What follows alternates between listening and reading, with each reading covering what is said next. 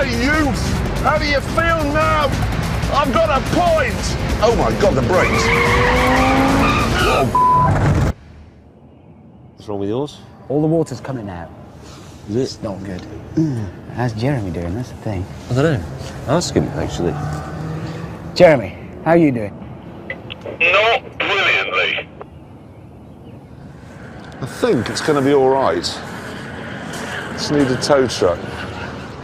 Do you think they're A, going to be sympathetic, or B, be a couple of... No, they're going to be a couple of. I'll admit it, no shame. Top Gear is one of my favorite TV shows. Number of reasons.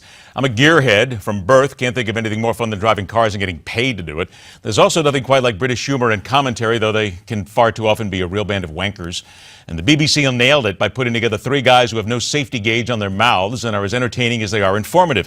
But no matter how much I or anyone else enjoys this show, that's the point. This is a television show. This isn't real life. Whether or not I catch an episode will not decide my existence on this mortal plane for another day, and it will not ruin my psyche to the point of needing to be heavily medicated just to muscle through another day. It's a TV show. It's on video. If it were a dead parrot, or if it were to be missing one of those three motorheads, it would be bereft of life and pushing up the daisies, and I still wouldn't get too excited about it. It would be an ex-television show. Nothing more.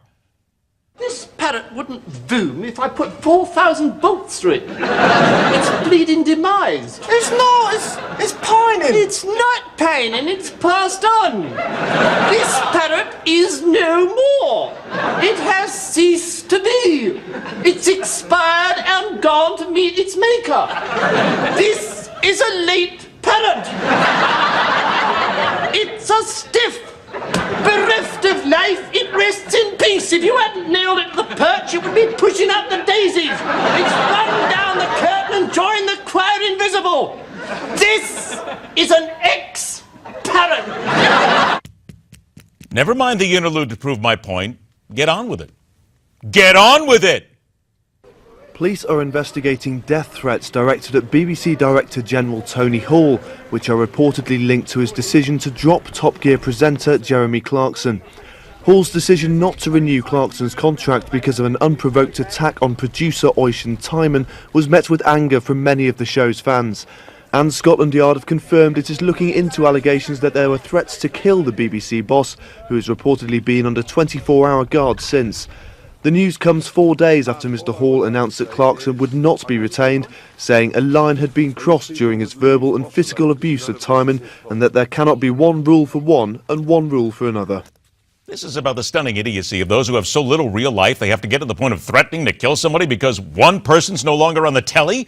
Whether they would carry it out or not, again, that's not the point. They are willing to kill someone over a television program. People, please. If you really want to get excited, distraught, up in arms, and make a television name for yourself by proving to people you might be a few crackers shy of a box, then for heaven's sake, start issuing really good, solid death threats the good old-fashioned way. Think about it. Devil-possessed toys. Walk into his Lithia living room and you notice there are Elmo dolls everywhere. James even has Elmo slippers. About an hour later, I noticed exactly what it was saying, and my son was repeating exactly what it was saying. Yeah, James? When he's not playing with one of the Elmos, he's watching Elmo on TV. His latest Elmo, the Elmo Knows Your Name doll, recently ran out of batteries. His mother, Melissa, put new ones in. Yeah, James? What was that? Yeah, James? This Elmo doll connects to a computer to learn certain phrases and the child's name. But yesterday's battery switch appears to have taught Elmo how to make death threats. It's not something that really you would think that would ever come out of a toy, but once I heard it, I was just kind of distraught. Yeah, James? Melissa has a dilemma. This Elmo is her son's favorite toy, but she doesn't want him to hear the Sesame Street character saying the offending phrase. Yeah, James?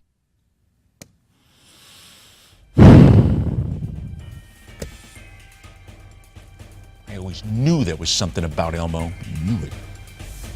That's my opinion, telling it like it is. Rock on, true believers. Thanks so much for joining us. We're back to get you through Wednesday, right here on the show that questions everything.